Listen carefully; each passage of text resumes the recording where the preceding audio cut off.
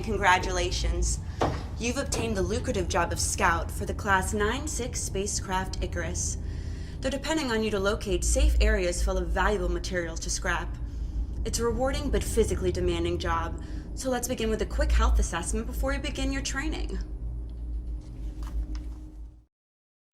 Greetings, Zoltan. How's it going? What it smell like? So I was watching G-Man's 2017 review about Strafe, and apparently the game wasn't that good back then. People had pretty consistent problems with it.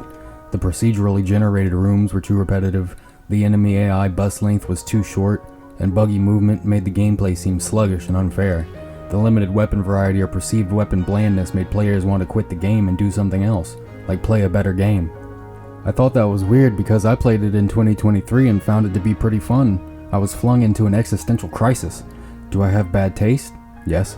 Am I a fake gamer? Yes. Do I despise GmanLives now because we disagree over a minor issue? Never. Do I need to rethink my life decisions? Well, I'm making a YouTube video about a video game. You tell me. Then I noticed more recent comments saying the game was a lot better and had improved since the review was made. So much so to the point they were requesting an updated version of the review after giving it props. I thought that was pretty interesting, almost like a No Man's Sky or pistachio ice cream type of situation. I'm gonna be honest, I'm not the most experienced person when it comes to video games, and I don't really identify myself as a gamer. Sometimes I even consider myself to be bad at video games. I once lost a game of League at the character select screen and unknowingly banned the character my teammate was going to use. I'm a real Melvin sometimes. I'm just a guy who happens to like play video games here and there. I don't know the ins and outs of history or the industry. I don't know how mechanics or coding works, and I certainly don't give off the musky masculine aura of a real gamer. But I am interested in stories. You can find a good story anywhere if you're willing to look for them, and I think there's an interesting story in the progression of this game's reputation. From a rocky starter to Kickstarter to the reverence it has now, Strafe is a game that shows how sucking at something is the first step towards being sorta good at something. So if you wouldn't mind popping a squat and share some of your time, I'd like to talk about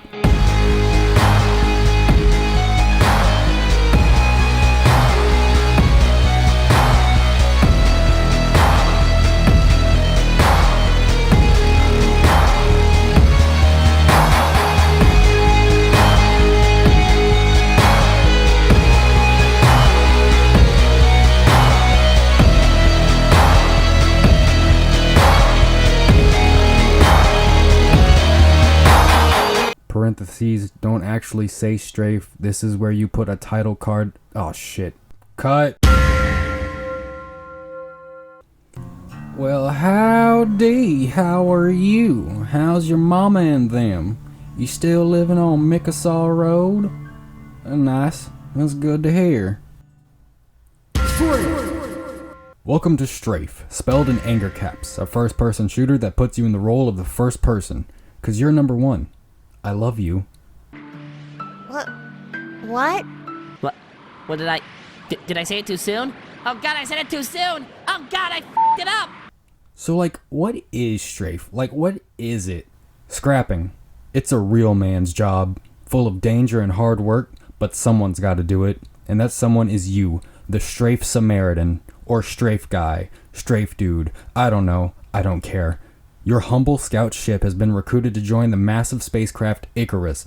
They plan to head to the far edge of the galaxy, to a remote sector where other scrappers have not yet dared to venture. The rewards? High. The risk? High. Me? High. It may be unexplored space, but its bounty is abundant. So you take the gamble. And you lose. You return from a run empty-handed, and Icarus is nowhere to be found. You check your coordinates, you try the comms, no answer from your comrades, yet their teleporter appears in range and responsive. Grab a gun just in case, and teleport onto Icarus. What could go wrong? Turns out, everything can go wrong. This ship is fucked up, and everyone is dead, but not everything is dead.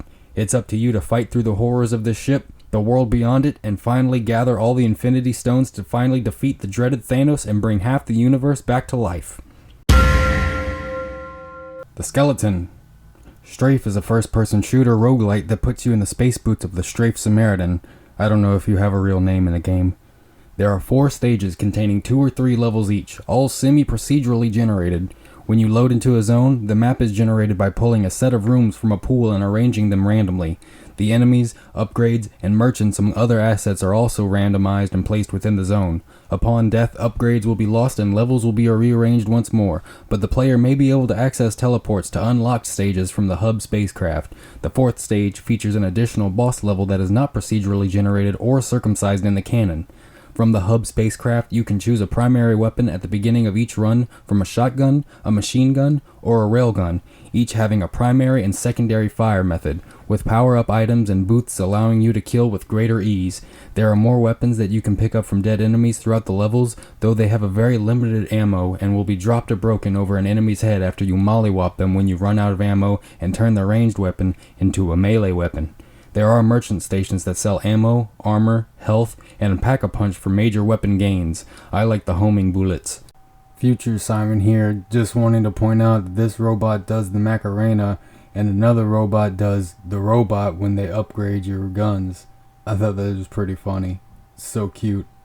Are you hemophobic? God, catch up with the times. It's literally current year. The game features a dynamic blood spatter system and even counts the amount of blood you spilled after each death, measuring the carnage in gallons, not liters. We use freedom units when we're spilling the blood and not collecting it like those pussies in the buses outside of Walmart.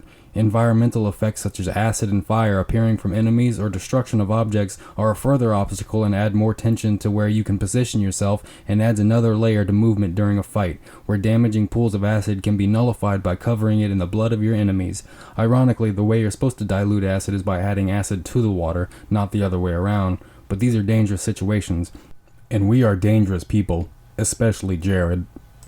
Players are rewarded for playing the campaign with tokens that can be used to unlock 25 modifiers that can be activated at the start of a run to significantly alter the gameplay.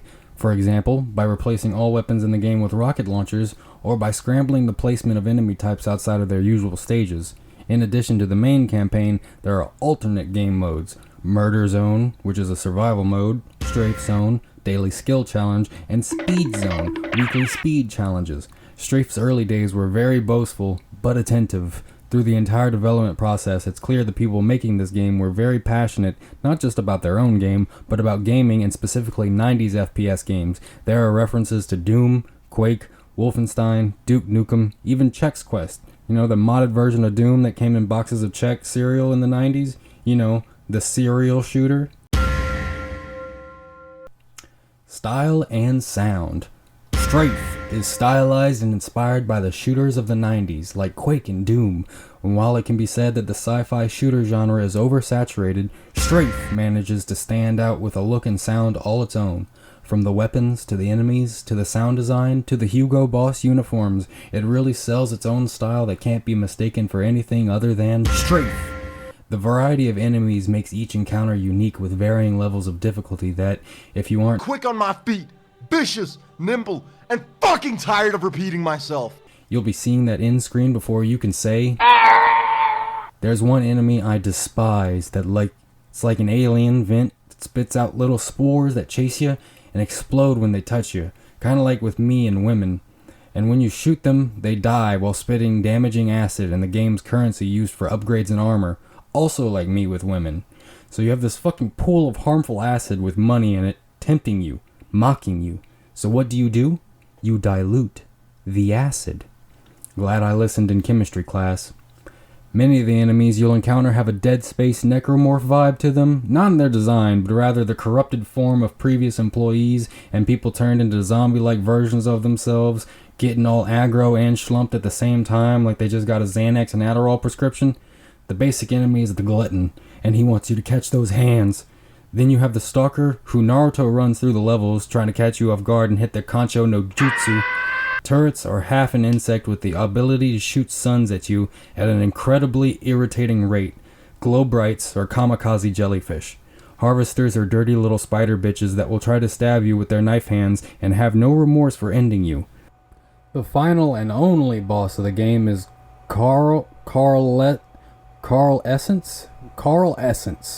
And he's just a little guy in a control room that works the levers, spawning enemies and turrets that make the arena a bullet hell that you have to avoid while shooting up his Panopticon tower. After the tower blows up, you take a teleporter back to your ship and blast through a few enemies to the game's ending. Nothing too crazy, but a fitting end to the roguelike gameplay you're meant to play over and over again, getting better with each run and unlocking more modifiers and items to make gameplay more fun and difficult. The music...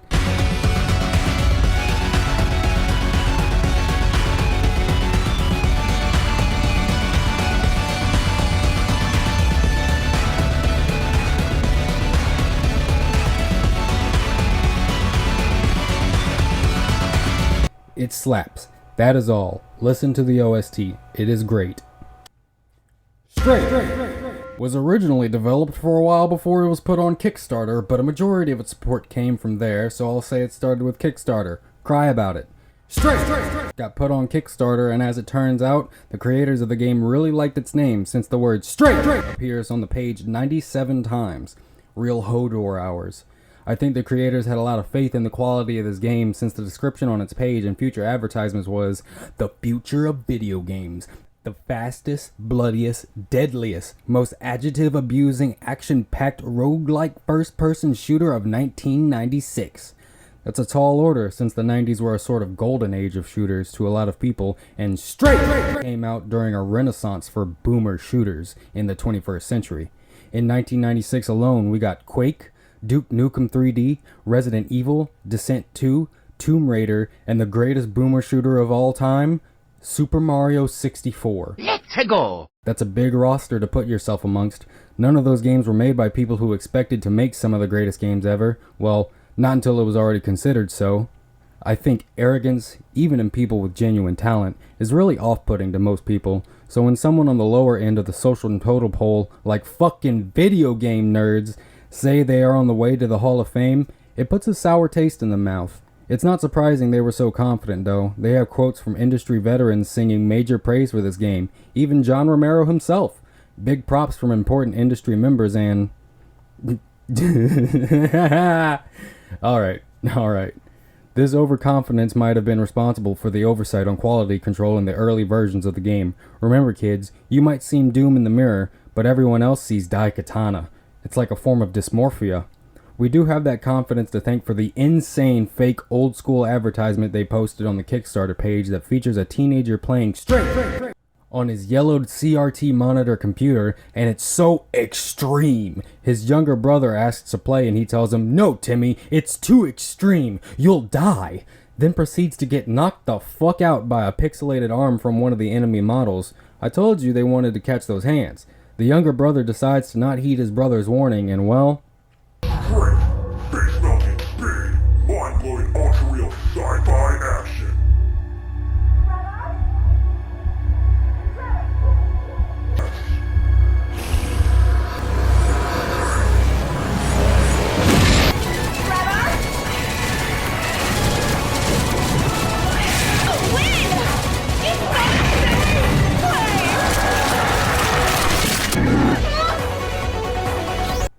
What the fuck? Not gonna lie, this ad was so ironically detached, but still dedicated to the extreme slant advertising and video games and teenager-related stuff in the 90s took on, I couldn't help but laugh and love it. R.I.P. Timmy. If only they had put as much thought into the game as they had the advertising, I might not even be making this video. The early days of Strafe were a team of 5 people with creative director Tom Glunt and lead programmer Steve Rainey at the helm. Early opinions of the game mentioned its clunkiness of movement, limited variety in weapons, and all-around sense of jank, which makes sense for a lot of these small team productions, yet the advertising really swung it around in our faces if you know what I mean. After a lot of the support from Kickstarter came around, the team probably upped the concerted dosages and got to work fulfilling their promise to people, which is really commendable. Most people these days get their Kickstarter budget requests filled and promptly put out a half-finished, mediocre product and run off with the money. Sometimes they don't even put out the product at all, and just keep promising more and more while accepting money while that well still has water. The team of Strafe took a different approach though. They listened to what people had to say and actually worked on those things. bringing together a more responsive, engaging, and fun game. They filtered out what was probably a lot of heavy typing and loud breathing, looked past all the negativity, and found genuine criticism that helped develop a better experience. Now look at them. People actually like the game. People praise the frantic gameplay, smooth movement, weapon choices, and overall gaming experience. Crazy how well things can turn out when you actually listen to the people who consume your media. Look. Strafe isn't a masterpiece, and I'm not entirely sure it'll be remembered as one of the defining shooters of 1996, especially considering it came out in 2017. Talk about a late boomer shooter, late bloomer Schumer? Amy Schumer? Oh god, no! For all its flaws, previous or current, Strafe's story can teach us a lot about trudging on even after discouraging results, reflecting on shortcomings, and making better versions of not only the things we make, but better versions of ourselves. And that speaks to me in a specific way. So if you will, humor me for a second. If you're only interested in hearing about gameplay things, then you can turn off the video now. I appreciate your time. The rest of this is just going to be cringe. This is my first YouTube video in any serious capacity. I posted a few skit things when I was like 14, but that was 14 years ago, and I haven't done anything creative outside of playing music with my friends. I don't have editing or video production experience, and I certainly don't have any skills relating to essay, script, or manifesto writing. I'm just someone who saw a bunch of people making content online, enjoyed it, and decided it would be something I'd like to try out.